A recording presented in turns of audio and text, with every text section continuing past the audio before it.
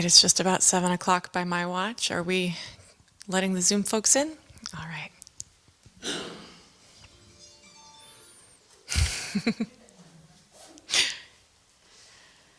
So, welcome everyone, whether you're in person here in the sanctuary or whether you're joining us on Zoom. This is our Thursday evening spiritual practices. It's about 30 minutes long. Thank you for joining me this evening. My name is Sarah Lewis. I use she, her pronouns, and I am the Director of Community and Faith Development for the Olympia Unitarian Universalist Congregation. We'll begin tonight, as we do love to do as Unitarian Universalists, by lighting a chalice. So if you're at home and you want to light a candle or a chalice with me, feel free to do so.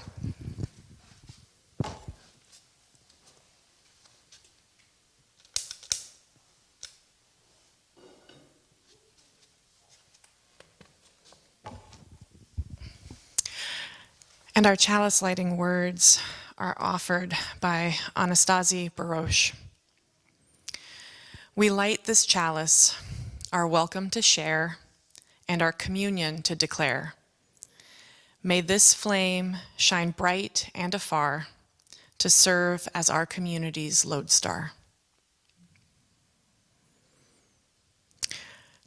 So tonight's practices are all about welcome and bringing your whole self to this space. So I invite you to just settle in and be comfortable and put your feet flat on the ground.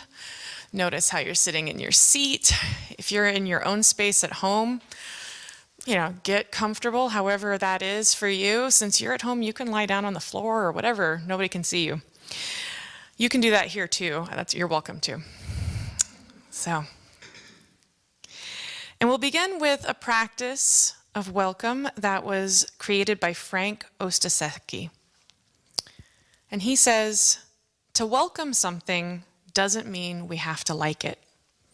And it doesn't mean that we have to agree with it. It just means we have to be willing to meet it. We temporarily suspend our rush to judgment and are simply open to what's occurring. With welcoming comes the ability to work with what is present and with what is unpleasant.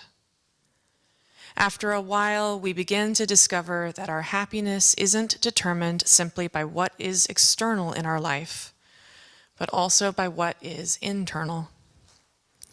To be open means to embrace paradox and contradiction. It's about keeping our minds and hearts available to new information, letting ourselves be informed by life.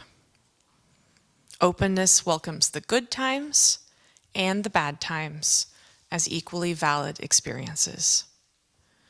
Openness is the basis for a skillful response to life.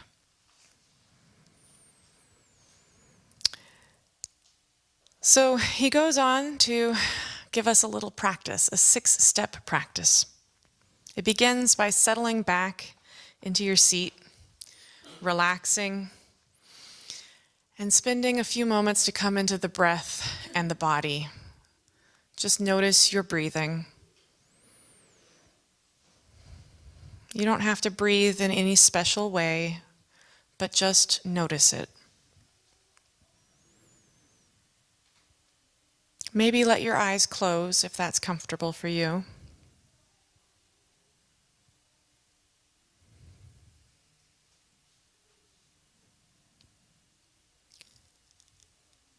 And then begin being aware of the various sensations in your body. Where there is pressure, where there is movement, perhaps tingling, the feel of the air on your hands and face. Just feel the waves of sensation.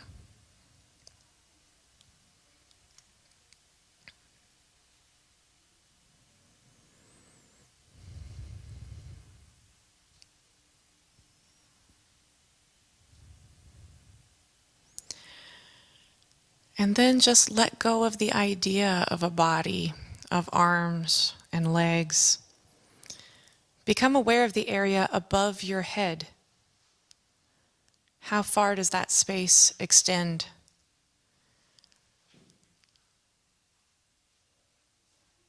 And then let your awareness go to the space to your left.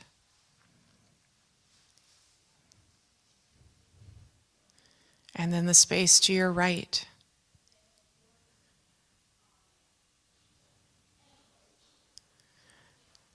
Send your awareness into the space below your body and behind your body. Let your awareness fill up the whole space.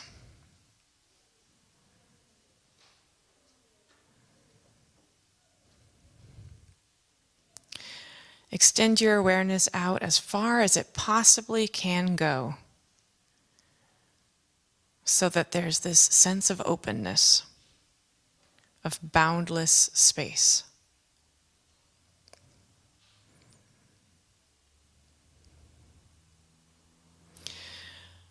Allow all experience to arise without interference. There's no inside or outside. Relax your ownership of thoughts.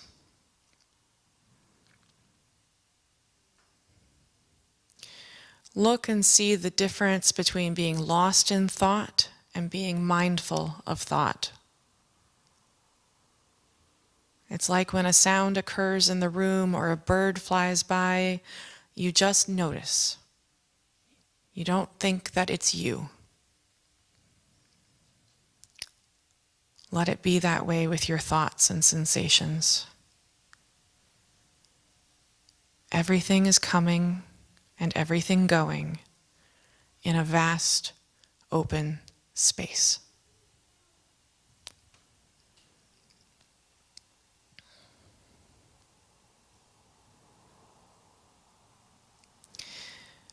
Let yourself be aware of the space surrounding all activity, all coming and going, all doing.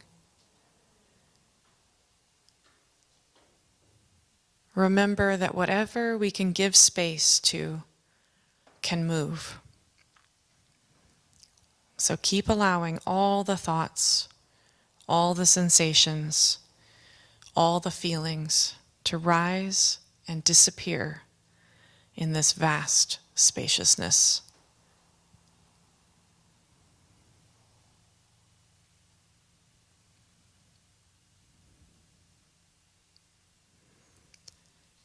And finally, let your awareness come to awareness itself. This vast, transparent, clear awareness that is not disturbed by anything that's coming or going. Rest in this space of welcoming everything and pushing away nothing as we hold some silence together for a minute.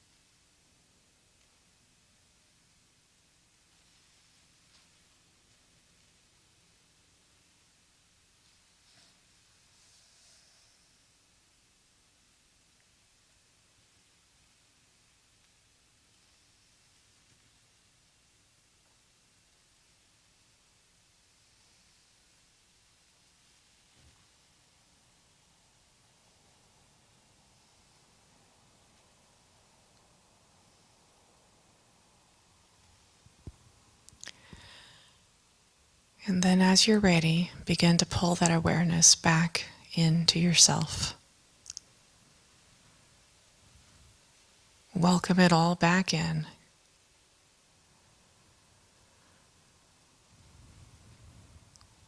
Become aware again of your body,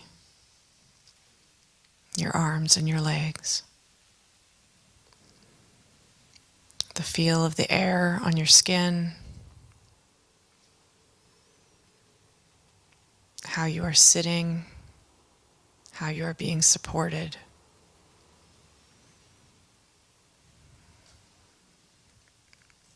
Wiggle your toes in place and become aware of how you touch the earth.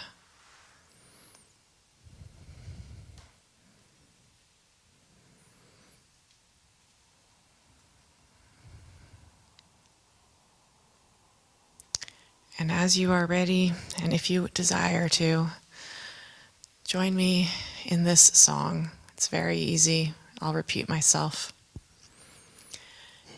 Gathered here in the mystery of the hour, gathered here in one strong body, gathered here in the struggle and the power.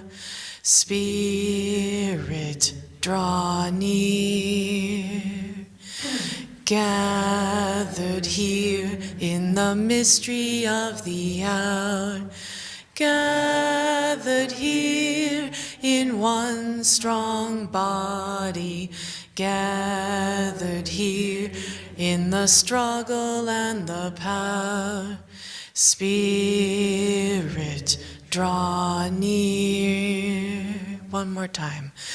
Gathered here in the mystery of the hour, gathered here in one strong body, gathered here in the struggle and the power. Spirit, draw near.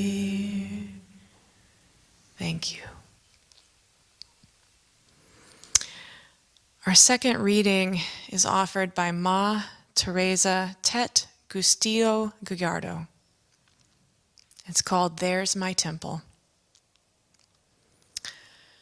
There's my temple, believer, unbeliever, or wild one, you are welcome. We have no definition of who we are but human. We have no code but that of respect. We have no creed but that of equality. There's my temple. Identity seeker, sinner, stateless or not, you are welcome. We have no constraints or expression but space. We have no code but to listen to poetry. Between the silence and the surrender, there's my temple. Nature tripper, urban dweller, or saint, you are welcome. How shall we divide the world but by our breath? We have no pope above us, no infallible bull. We have no judgment but in terms of harm. There's my temple. History maker, marginalized, unorganized, you are welcome. We have no covenant among us but mutual assistance. We insist on no assumptions and doubt moral facts. We are free to theorize with emotion and call it hope. There's my temple. Unbecoming, expert, robed or disrobed, you are welcome. We have no giants. Goliath fell long ago. We have no seal on revelation. Tentative is our truth. Lead by your desires and serve by your power. There's my temple. Funny, temperamental, shy, or wise, you are welcome. There is not one way of being human. We have no world but that which we together create. There is as much wisdom in harmony as in dissent. Let's hold those truths in our hearts as we hold some silence for a few minutes together.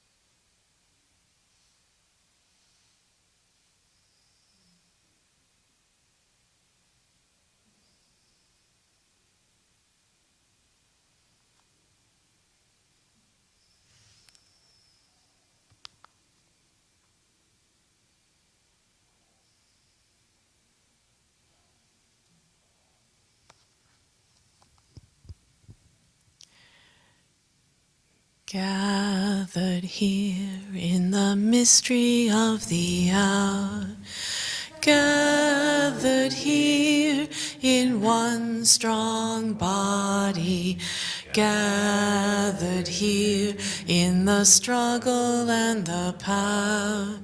Spirit, draw near.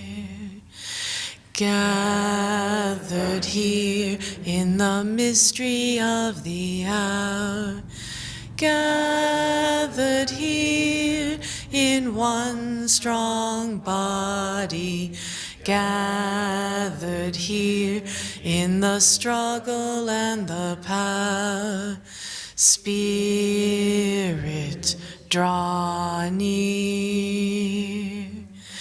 Gathered here in the mystery of the hour, gathered here in one strong body, gathered here in the struggle and the power. Spirit, draw near.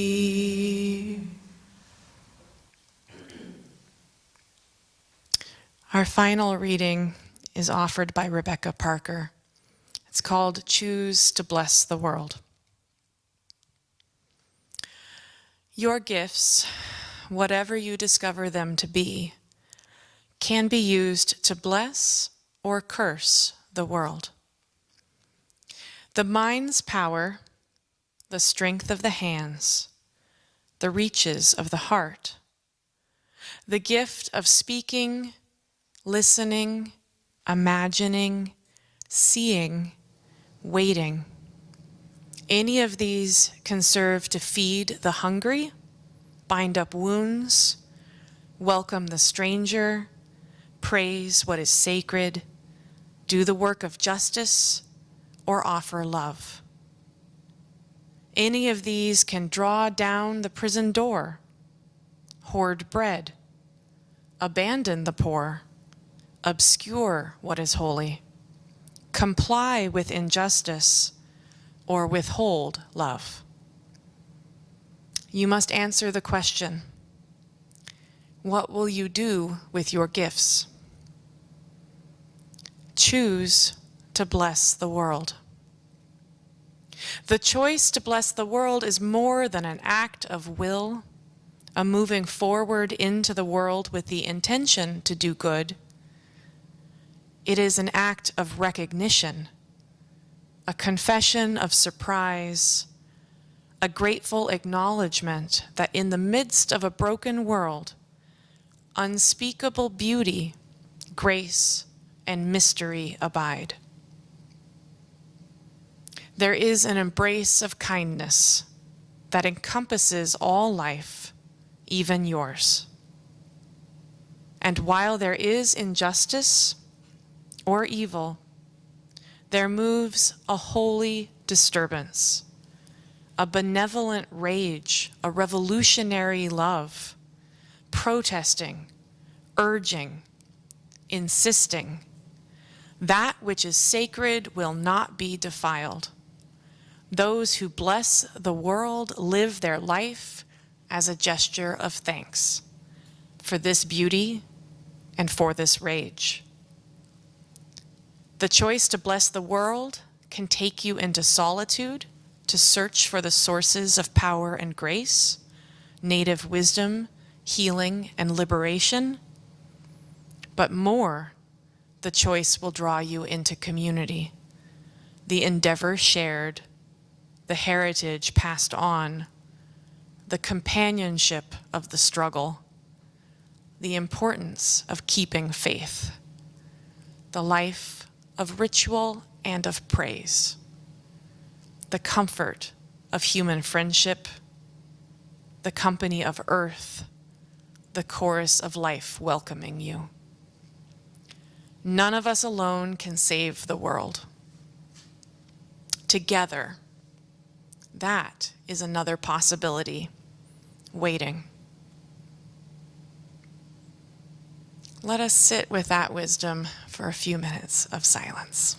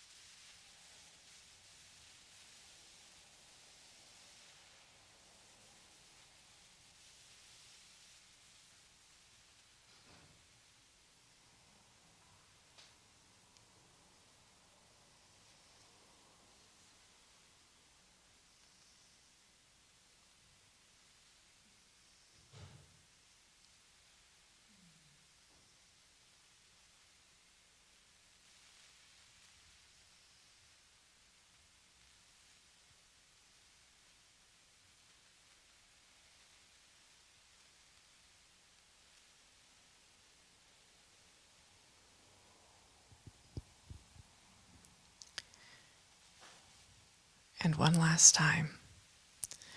Gathered here in the mystery of the hour, gathered here in one strong body, gathered here in the struggle and the power. Spirit, draw near. Gathered here in the mystery of the hour, gathered here in one strong body, gathered here in the struggle and the power. Spirit, draw near. Spirit, draw near.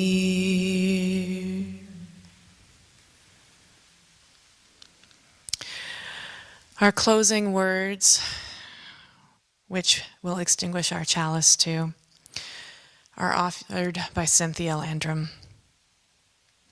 Be true, be well, be loving. We may leave this gathered community, but we don't leave our connection, our concerns, or our care for each other. Our service to each other, to the world, and to our faith continues. So until we are together again, friends, be strong, be well, be true, be loving. May it be so.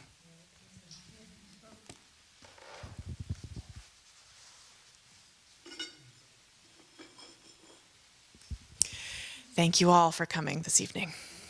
Thus ends our practice. Thank you for cooking all of that wonderful.